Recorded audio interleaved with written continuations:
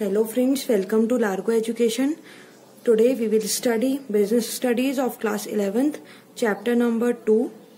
So friends, हम forms of business organisation देख रहे थे, जिसमें हमने sole proprietorship, partnership, corporative society, Hindu undivided family business, ये सब देख चुके हैं. ओके, अब हम टाइप्स ऑफ कॉर्पोरेटिव सोसाइटी देखेंगे. सी, कॉर्पोरेटिव सोसाइटी के ऐसे बहुत सारे फॉर्म्स होते हैं, बट एनसीईआरटीज में 60 टाइप्स दिए गए हैं, तो मैं आपको यहाँ पर 60 टाइप्स बताऊंगी. Okay, first type is consumers cooperative society, second is producers cooperative society, third is farmers cooperative society, then credit, then housing, then marketing. Okay, basically जैसे कि नाम से ही आपको समझ में आ रहा कंज्यूमर, तो कंज्यूमर कॉर्पोरेटिव सोसाइटी कंज्यूमर्स को हेल्प करने के लिए है, प्रोड्यूसर्स कॉर्पोरेटिव सोसाइटी प्रोड्यूसर्स को हेल्प करने के लिए. ओके, तो फार्मर की फार्मर्स को, क्रेडिट की क्रेडिटार्स को, हाउसिंग की हाउसिंग को, एंड मार्केटिंग की मार्केटिंग को. ठीक है, तो जैसे कि नाम से ही समझ में आ रहा है, वो पर्टिकुलर सोसाइटी पर्टिकुलर नेम के लिए ही हेल्प करने के लिए है. ओके, सो आज हम यहाँ पर कंज्यूमर कॉर्पोरेटिव सोसाइटी के बारे में देखेंगे. Okay, so friends, consumer corporative society में जैसे बहुत ही अलग अलग तरह की कॉर्पोरेटिव सोसाइटीज होती हैं. ओके, जनरली जो भी मेंबर्स मिलके कॉर्पोरेटिव सोसाइटी फॉर्म करते हैं, हम उसी के नाम से कॉर्पोरेटिव सोसाइटी का नाम रख देते हैं. ओके, सो जैसे यहाँ पर कंज्यूमर कॉर्पोरेटिव सोसाइटी है. ओके, सो consumer corporative society means consumer से फॉर्म हुई एक सोसाइटी. ओके, इसमें क्या होता है, सारे कंज्यूमर मिलके एक सोसाइटी फॉर्म करते हैं, उसको कंज्यूमर कॉर्पोरेटिव सोसाइटी बोलते हैं, जिसमें कि उसमें कंज्यूमर्स को हेल्प मिलती है किसी तरह से. ओके, सो क्या होता है इस सोसाइटी में. अब फ्रेंड्स, इसमें एक क्वेश्चन होता है, consumer and customer is different.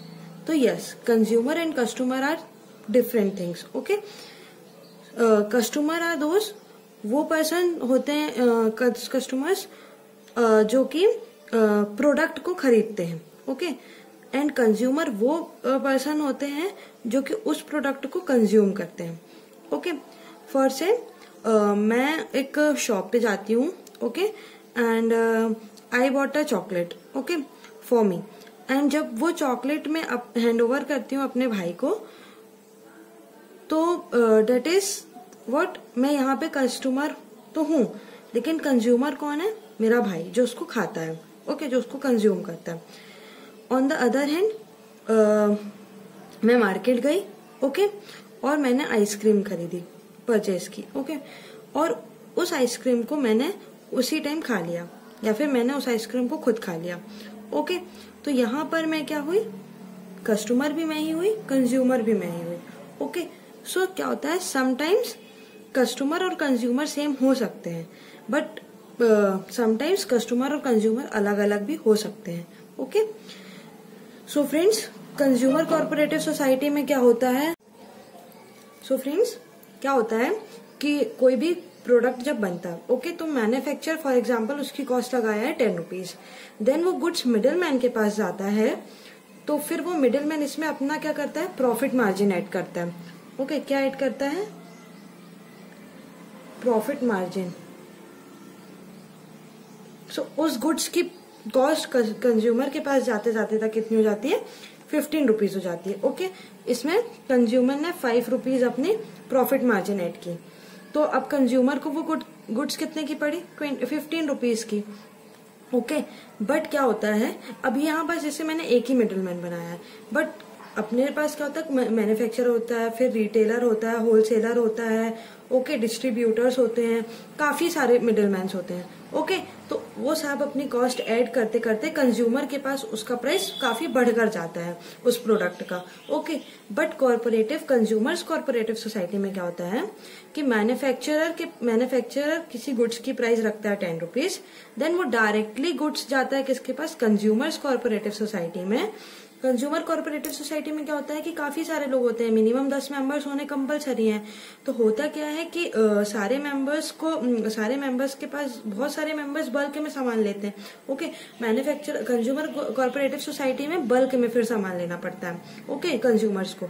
तो जब वहां पास मैन्युफैक्चरर के पास से directly goods consumer corporative society में जाता है, तो फिर वो प्राइस कितने का ही रहता है, 10 रुपीज का ही रहता है। ओके, क्यों? क्योंकि अब इसमें कोई भी मिडिलमैन ऐड नहीं है। ठीक है, सारी मैन्युफैक्चरर से डायरेक्टली ये गुड्स कहाँ जा रहा है, कंज्यूमर कोऑपरेटिव सोसाइटी में। तो इसलिए कंज्यूमर कोऑपरेटिव सोसाइटी में क्या होता है, good quality product with reasonable price में अवेलेबल हो जाता है, इसलिए कंज्यूमर्स को इससे प्रॉफिट होता है।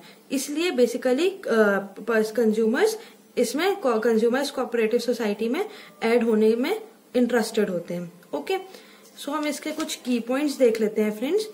मैं इसमें आपको लिख देती हूँ, सो आपको हेल्पफुल होगा। Okay, formed to protect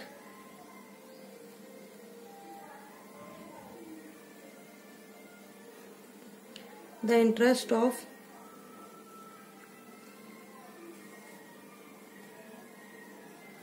consumer. Okay, so first हो गया formed to protect the interest of consumer. Okay, consumer के इंटरेस्ट के हिसाब से फॉर्म होती है। अब कोऑपरेटिव सोसाइटी में बहुत सारे कंज्यूमर्स, बहुत सारे पर्सन्स होते हैं। ओके, मिनिमम 10 तो कंपलसरी है। हाँ, सो क्या होता है कि कंज्यूमर के इंटरेस्ट के हिसाब से फॉर्म की जाती है।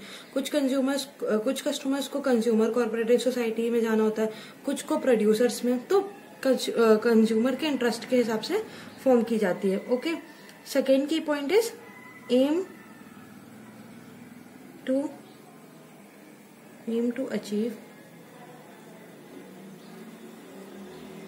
Economies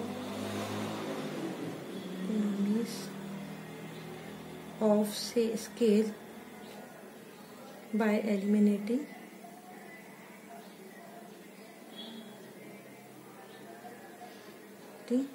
the middleman. Okay,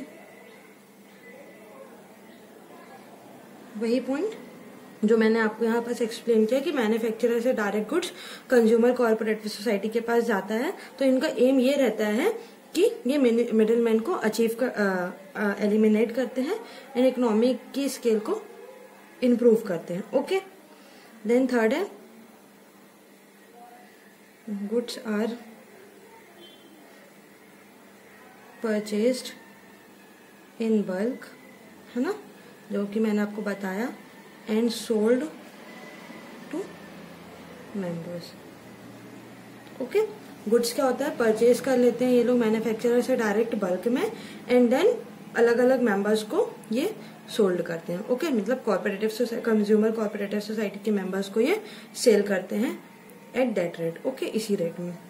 so friends, इस पर्टिकुलर वीडियो में हमने कंज्यूमर कोऑपरेटिव सोसाइटी के बारे में देखा। नेक्स्ट वीडियो में मैं प्रोड्यूसर्स कोऑपरेटिव सोसाइटी के बारे में बता दूंगी आपको। सो फ्रेंड्स, अगर आपको मेरा वीडियो पसंद आया हो तो इसे लाइक एंड शेयर करने ना भूलें and stay tuned. Thank you.